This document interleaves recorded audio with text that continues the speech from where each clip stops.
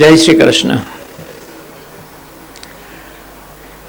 કુદરતે આ માનવ શરીરની અદ્ભુત રચના કરી છે, અદ્ભુત છે.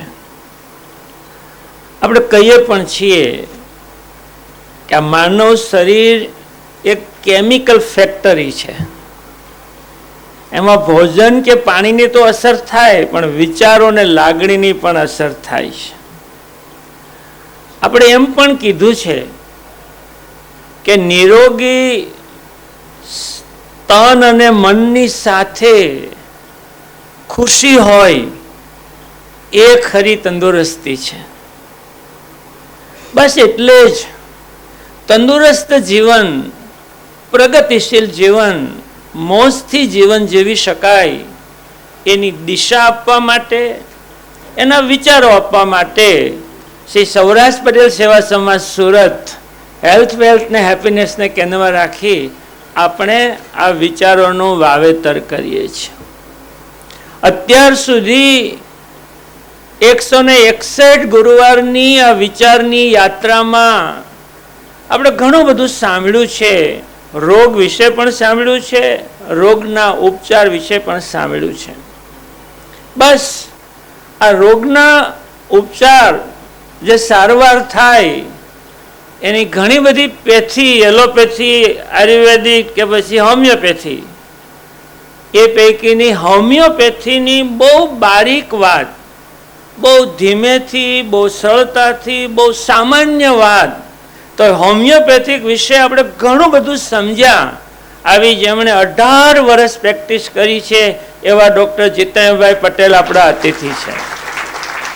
જીતેન્દ્રભાઈ અને મિત્તલબેન માત્ર ને માત્ર વિચારના વાવેતરમાં હોમિયોપેથિકની આટલી માર્મિક વાત કરવા માટે ઠેઠ અમરેલીથી આ જ કાર્યક્રમ માટે આવ્યા છે.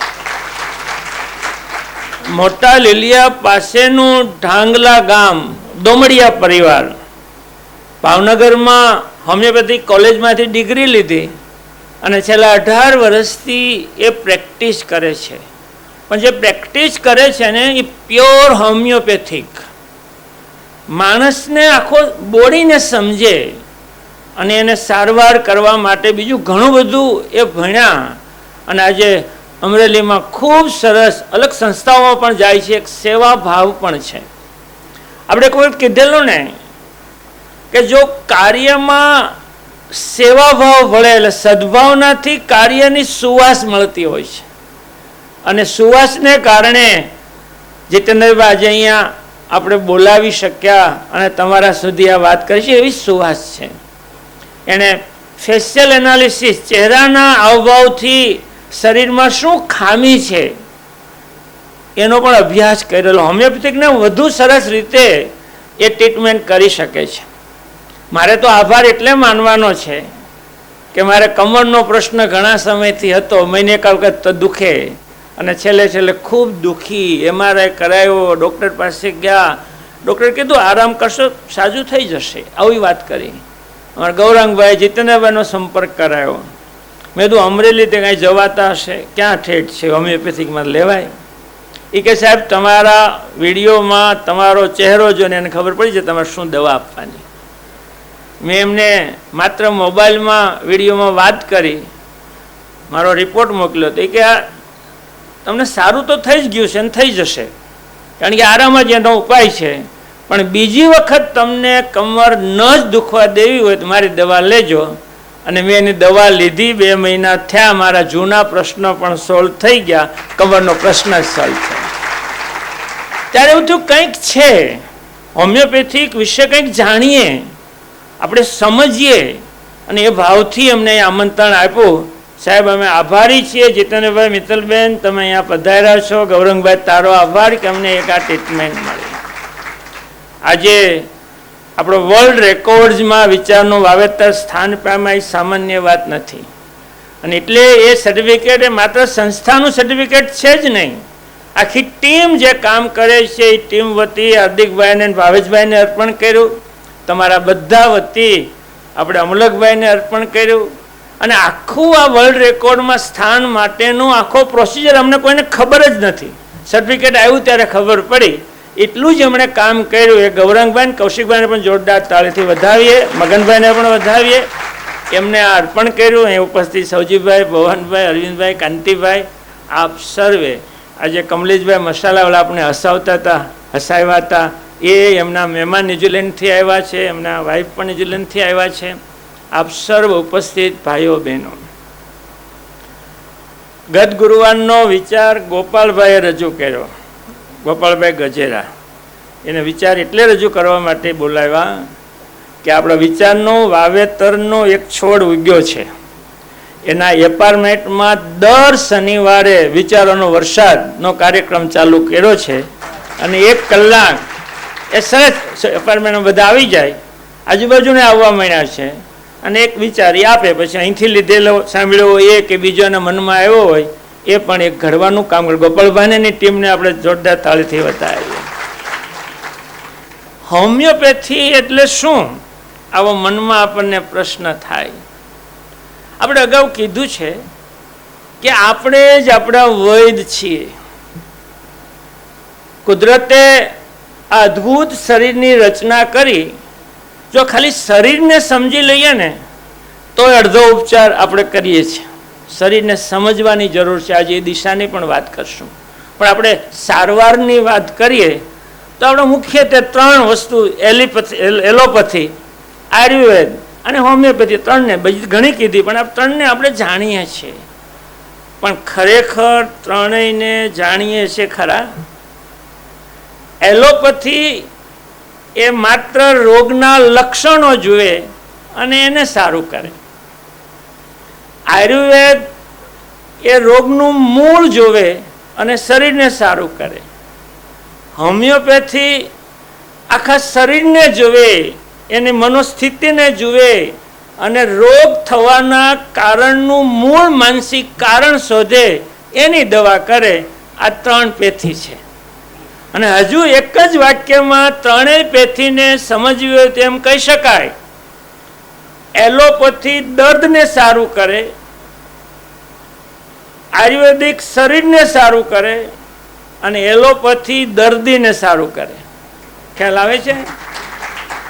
એ આખી હોલ બોડી બહુ સરસ. ખરેખર સૌથી પહેલા દવા લેવાનું શરૂ કર્યું હોય ને એને પેથી નામ આપવું હોય તો આયુર્વેદિક અપાય. ઘરના રસોડા વનસ્પતિમાંથી માણસ સારો થતો હતો, એ આયુર્વેદિક છે. એ રોગનું મૂળ. આપણે અહીંયા ગુમડું થયું હોય તો ગુમડું થવાનું કારણ પિત્ત પ્રકોપ કે વાત પ્રકોપ હોય તો આયુર્વેદિક એ પ્રકોપની દવા આપે. એલોપેથી એ ગુમડાને કાં કાપી નાખે ને કાં એન્ટીબાયોટિક આપીને એને સુજાડી દે, એ એલોપેથી. પણ હોમિયોપેથી એ વાત પિત્ત થવાનું કારણ શું એની દવા આપે, વાતપિત્ત મટાડે અને વિકૃતિ બેલેન્સ અનબેલેન્સને મટાડે, ગુમડું મટાડે. આ રોગને મૂળના મૂળમાંથી મટાડવાનું કામ એલોપેથી કરે છે. પણ હોમિયોપેથી કરે છે. પણ હોમિયોપેથિકમાં જીતેન્દ્રભાઈ, અમે કોઈને વાત કરીને તો 3 પ્રશ્નો આવે. હોમિયોપેથિક દવા લો કે નારાયણને કલાક વાતો કરે આપણી યારે, પ્રશ્ન પૂછે. એક ભાઈ કે મને વર્ષોથી એસિડિટી મટે નહીં, હું હોમિયોપેથિક વાળા પણ ગયો તો મને કે તમારા બાપા શું કરે? મારા બાપાને એસિડિટીને શું લેવા દેવા? એ કે તમારા મમ્મી પપ્પા સાથે રહે છે કે નહીં, આવું પૂછતા હતા. હવે રોગને આને શું લેવા દેવા? પણ હોમિયોપેથિક આ જ વસ્તુ શોધે છે કે એના જીવનમાં એ કેમ જીવે છે, એની અસર શરીરમાં રોગ ઉત્પન્ન કરવામાં થાય છે. એટલે બહુ પૂછે. એમાં પતિ પત્નીને સાથે જવાય જ નહીં, કારણ કે એટલું બધું પૂછે. ઓલો સાચા જવાબ નહીં આપે છે, વારે તો બેહાડતા જ નહીં કોઈને. હોમિયોપેથિકમાં બહુ પૂછપરછ થાય, પણ એ પૂછપરછનું કારણ શું આપણે સમજશું. બીજો એક પ્રશ્ન કે આવડો મોટો રોગ, 10 વર્ષથી હું પીડાવા, ચામડીની એલર્જી, અને આપે છે તો ઝીણી એવી ગોળી લો, આનાથી સારું થાય? આ પણ માનસિકતા છે. પણ સાબે વાત કરી, હોમિયોપેથિકનો બહુ મહત્વનો સિદ્ધાંત છે. જેને કારણે રોગ થયો હોય એની સૂક્ષ્મ નાની આપણે વેક્સિન લઈએ ને એવી દવા આપી રોગ પ્રતિકાર શક્તિ ઊભી થાય અને રોગને સારું કરે છે. એમાં જાજા ટીકડાની જરૂર નથી, એટલે જ એની કોઈ આડઅસર નથી થતી. એલોપેથીની સૌથી મોટી નબળાઈ હોય તો એ છે કે એ દવાની આડઅસર થાય છે, ટીકડાની થાય જ. પણ આની સૌથી સારી બાબત એ છે કે એની આડઅસર નહિવત છે. આ એક. ત્રીજો પ્રશ્ન સાહેબ આવે હોમિયોપેથીમાં કે એને સારું થતા વાર બહુ લાગે. અને વાતે સાચી છે. તમારે મૂળમાંથી રોગ કાઢવો હોય તો એને સારું થતા વાર લાગે, કારણ કે એને માત્ર ગુમડું નથી મટાડવું, એને વાતપિત્તની પ્રકૃતિ નથી મટાડવી, એને વાતપિત્તની પ્રકૃતિ જેમાંથી થઈ એ વિચારની મનોજગતની સારવાર કરીને તમને મટાડવું છે, એટલે વાર લાગે છે. આ સિવાય બીજું કાંઈ નથી. આ ત્રણે પ્રકૃતિને આપણે સમજવી જોઈએ. પણ સાહેબે વાત કરી ડૉક્ટર સેમ્યુઅલ હેનમેનની, એમણે આ શોધી બહુ ઝાઝા વર્ષ નથી થયા હોમિયોપેથિકને, 200 વર્ષ થયા છે. 1700થી ડૉક્ટર પોતે એમડી એલોપેથીના ડૉક્ટર, એને આવતા દર્દીઓની વેદના જોઈ. અરે આપણે અહીંયા પણ એમડી ડૉક્ટર અમલકભાઈ સવાણી પણ છે, તો એને ખબર પડે કે આને માનસિક દવાની પણ જરૂર છે, ભલે બીજું ઓપરેશન કરવા આવ્યો હોય. આજે મોટા ભાગના દર્દીને દર્દની સાથે માનસિક તકલીફો છે. એણે દર્દીને જોયા, પીડાતા જોયા, અને એને સરળતા માટે એણે શોધ કરી અને હોમિયોપેથી આખી પેથી એમણે આપણે આ દુનિયાને આપી. 100 દેશમાં અરે હોમિયોપેથીની દવા ચાલે છે. પણ પહેલું વળું કાયદેસર હોમિયોપેથી અંગે ટ્રીટમેન્ટ 1825માં થઈ. અમેરિકામાં હોમિયોપેથિકની પહેલી કોલેજ 1835માં શરૂ થઈ. બસ 200 વર્ષની આ હોમિયોપેથિકની આ લાઈફ છે. પણ આવું બધું આ પેથીને સમજીએ, દવાને સમજીએ, પણ આપણા શરીરને પહેલાં સમજવાની જરૂર છે. વર્તમાન તબીબી વિજ્ઞાન તો આ ફિઝિકલ બોડી એકને જ માને છે. બહુ તો મેન્ટલ બોડી, શરીર 2 પ્રકારના છે, ફિઝિકલ ભૌતિક શરીર ને માનસિક શરીર. પણ આપણા શાસ્ત્રો, આપણું આધ્યાત્મિક, આપણા શરીરમાં 5 લેયર છે, 5 કોષ છે, એને 5 પ્રકારના આપણા શરીર છે. આને માણસ માત્ર એ સમજવા જોઈએ, હું આ એક નથી, આપણે 5 પ્રકારના કોષો છે, અને 5 લેયર કહેવાય, 5 સ્તર કહેવાય, 5 પ્રકારના શરીર પણ કહેવાય. એટલું માણસ માત્ર એ સમજવું જોઈએ. પહેલું છે ભૌતિક શરીર, એને અન્નમય કોષ કહેવાય. જે દેખાય ને અડી શકો હાર્ડવેર, એ અન્નમય કોષ, એ આપણે જોઈ શકીએ છીએ. આ પૃથ્વીનો જ એક ટુકડો છે આ શરીર. આ પહેલું શરીર એ અન્નમય કોષનું બનેલું છે. પણ એના પછીનું બીજું શરીર એ મનમય કોષ, માનસિક શરીર, મેન્ટલ બોડી છે. એ બહુ મોટું કામ કરે છે. નથી કહેતા મગજ જ ક્યાં નથી કહેતા, શરીર હોય પણ માનસિક શરીર નો કામ કરતું હોય, એ માનસિક શરીર થાકી જતું હોય, મનની વાત છે, એ માનસિક શરીર છે. પણ ત્રીજું શરીર જે આપણા આધ્યાત્મિક ને આપણા ઉપનિષદો ને આપણા શાસ્ત્રોએ કીધું છે, એ બહુ અફલાતુન છે, અદ્ભુત છે, સમજવાનું છે. એ છે પ્રાણમય કોષ, પ્રાણમય શરીર, ઇન્ટેલેક્ચ્યુઅલ બોડી. આ જે કોષો છે ને એ ખાલી જીવિત હોય તો કાંઈ નો, એમાં પ્રાણ ચેતના જોઈએ, નકર માણસ જીવી જ ન શકે. ચેતનામય કોષ છે. તમને ખાલી ઉદાહરણ આપું કે કોઈ માણસ કોમામાં જતો રહ્યો હોય તો એનું બોડી તો છે, ભૌતિક શરીર છે, માનસિક શરીર છે, પણ પ્રાણમય કોષ નથી, એટલે સંચળ નથી, એટલે આપણે જીવિત દેખાતું નથી. પ્રાણમય કોષ હોય છે. અને ચોથો કોષ હોય છે બૌદ્ધિક, ઇન્ટેલેક્ચ્યુઅલ બોડી. એ તર્ક કરે, એ વિવેક હોય, એનો જવાબ આપે. એ તર્ક જે આપણામાં છે ને, એ ચોથું લેયર છે, એ કોષ છે, એ તર્ક કરે. મન બુદ્ધિના કોઈ વ્યક્તિ હોય, આપણે જઈએ માનવ સેવા આશ્રમમાં, તો એને ફિઝિકલ બોડી છે, મેન્ટલ બોડી છે, પ્રાણમય કોષય છે, પણ બૌદ્ધિક કોષ જે કહેવાય એ નથી, એટલે લેવલ એનું તર્કનું ડાઉન છે. તર્ક માણસ કરે એટલે માણસ તરીકે જીવી શકે, એ તર્ક નથી, વિવેક નથી, એટલે જ માણસ તરીકે આપણે ગાંડો લાગે છે. અને પાંચમું કદાચ કોક સમજી શક્યા હશે, એ આનંદમય કોષ છે, બ્લિસ. તમને શ્રી રવિશંકર મહારાજ આવ્યા, તેનો જે કાર્યક્રમ હતો ને ઇન્ડસ્ટ્રી, નામ જ હતું ફંક્શન, કે નામ બોલે ફંક્શન, બ્લિસ, આનંદનો મહોત્સવ. એ ખાસ કરીને યોગી, એ લોકો અંદરથી આનંદ અનુભવે, એ આનંદમય કોષ. સમાધિમાં આનંદ હોય, કોઈ સમાધિમાં બેઠો હોય ને ચહેરો હસતો હોય, એ આનંદમય કોષ. આ પાંચ પ્રકારના આપણા શરીરમાં લેયર આવેલા છે. અને કોઈ પણ લાગણી દુભાય, કોઈ પણ કંઈક આપણે કહેવાનું અને કહી ન શકતા હોઈએ, આપણા મનમાં ઘૂંટાતું હોય, એ અનુભવ થાય, એ આ પાંચેય પ્રકારના કોષમાં સંગ્રહાઈ જાય છે. અને ધીરે ધીરે એ એટલું એનું એક્ટિવ કે ડિએક્ટિવ થતું થતું એ રોગમાં પરિણમે છે.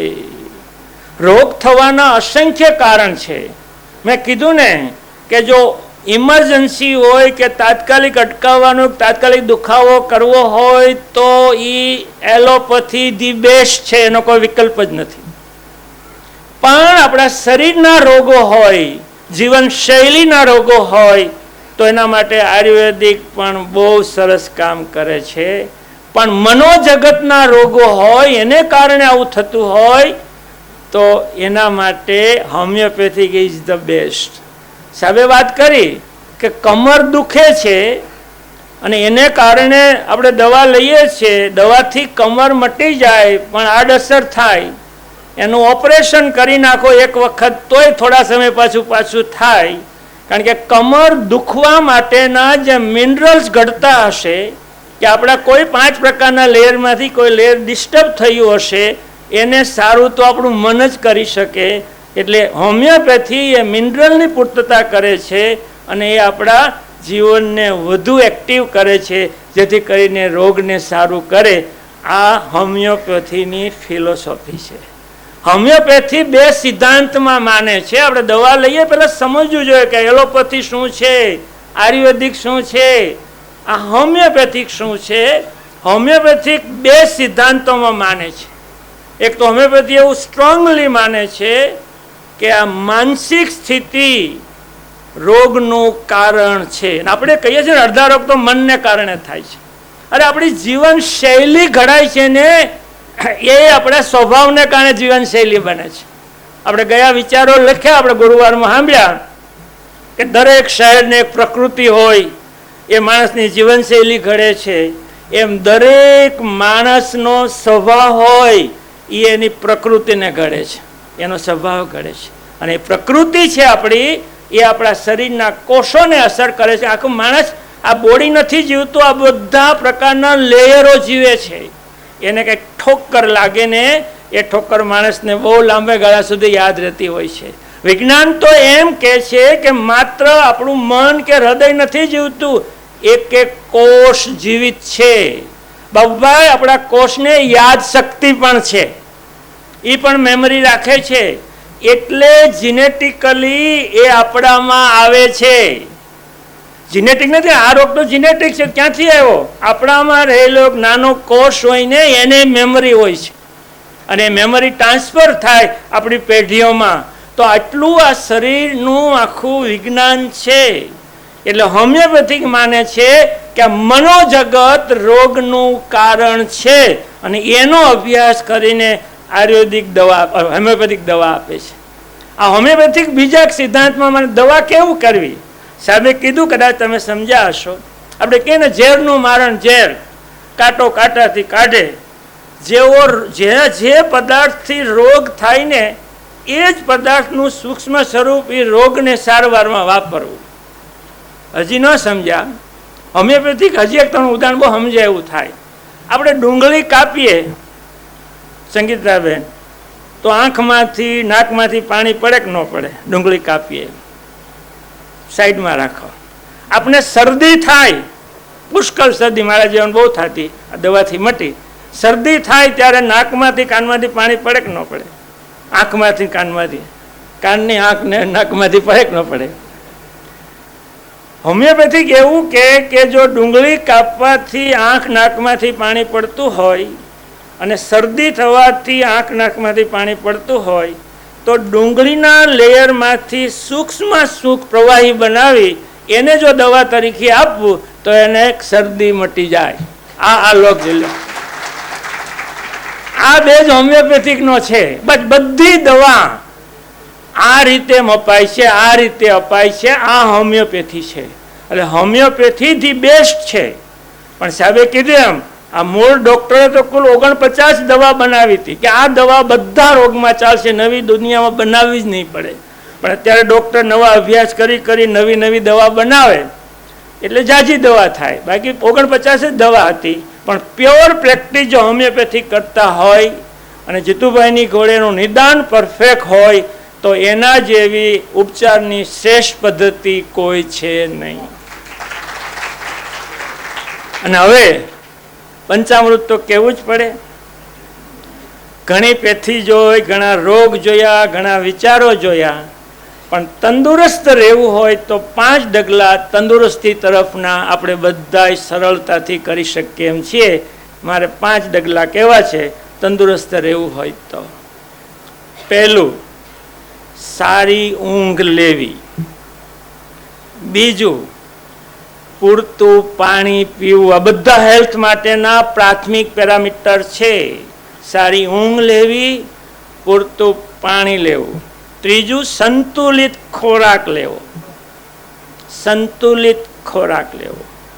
અને હેલ્ધી રહેવા માટેનું ચોથું ડગલું છે શ્વાસોનું નિયમન કરવું. યાદ રાખજો, જીવનમાં સારા નિર્ણયો લેવા હોય, સારું જીવવું હોય તો શ્વાસોશ્વાસની ક્રિયાનો અહેસાસ કરતાં કરતાં સમય પસાર કરો. તમારું મનોજગત મજબૂત થઈ જશે, મજબૂત થઈ જશે.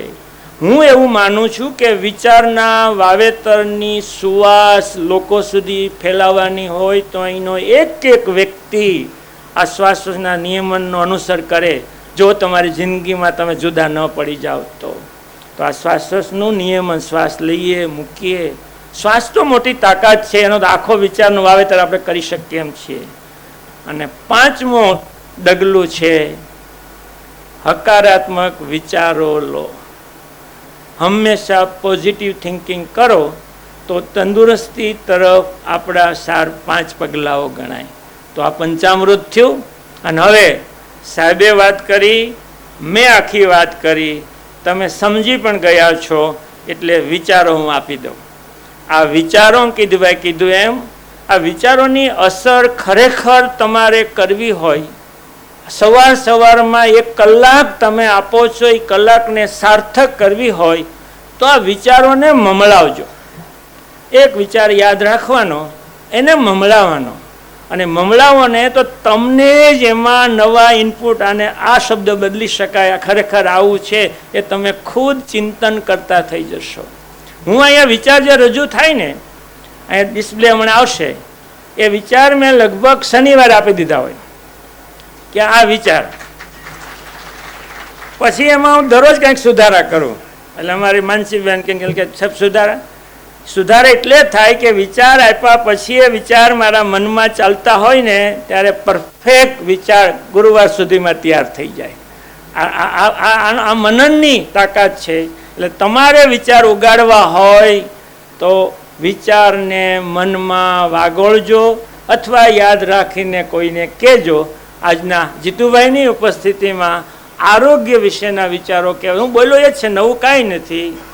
શરીર એક અદ્ભુત રચના છે, તેને સમજવું ને એ જ ઉપચાર છે.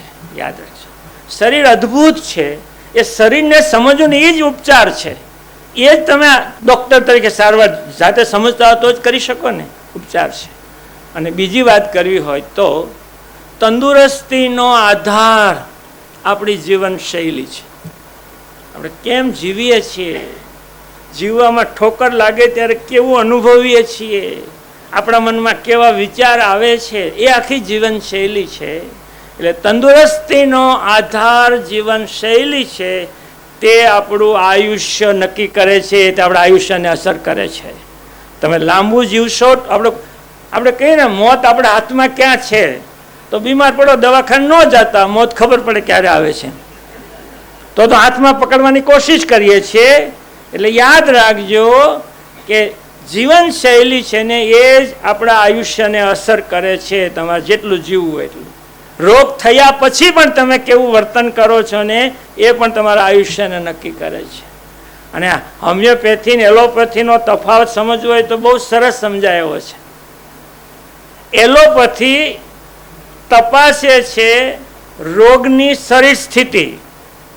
સવાણી સાહેબ, એલોપેથી તપાસે છે રોગની શરીર સ્થિતિ અને હોમિયોપેથી તપાસે છે રોગીની મનોસ્થિતિ. બસ આટલું છે. એલોપેથી રોગનું શરીર ક્યાં શું સ્થિતિ છે એ તપાસે છે અને હોમિયોપેથી એ રોગીની મનોસ્થિતિ તપાસે છે. અને આટલું કીધા પછી આ રોગ વિશે કહેવું હોય તો એમ કહેવાય, રોગ કરતા રોગીને સમજવો જરૂરી છે. રોગ કરતા રોગીને સમજવો જરૂરી છે. રોગ થવામાં રોગીની મનોસ્થિતિ જવાબદાર હોય છે, એટલે એને સમજવો જરૂર છે. અને ફરીવાર હોમિયોપેથી આપણને બહુ પ્રશ્ન શું કરવા પૂછે છે, એ જાણવા માગે છે કઈ એવી ઘટના, કઈ એવી પરિસ્થિતિ આ માણસને મનને ડિસ્ટર્બ કર્યું હતું અને એને આધારે દવા આપે છે. આપણો પરિવાર, આપણું કામનું સ્થળ, આપણું સોશિયલ એટેચમેન્ટ, આ ત્રણ આપણા કારણો હોય છે. અને હું તમને છેલ્લી ઘટના, ગઈકાલે બાબા અમે જયશ્રી જમતા હતા, નીરવય હતો, એટલે મોંઘવારીની વાત નીકળી. એટલે જયશ્રી કે તમે, હું સવારે ફ્રૂટ ખાઉં, એ કે તમારું ફ્રૂટ જ જાજુ મોંઘું છે. હસતા હસતા વાત થઈ હતી, વાત સામાન્ય પતી ગઈ. પણ આ જ વાત મારા દીકરાને હોય મને કીધી હોત તો,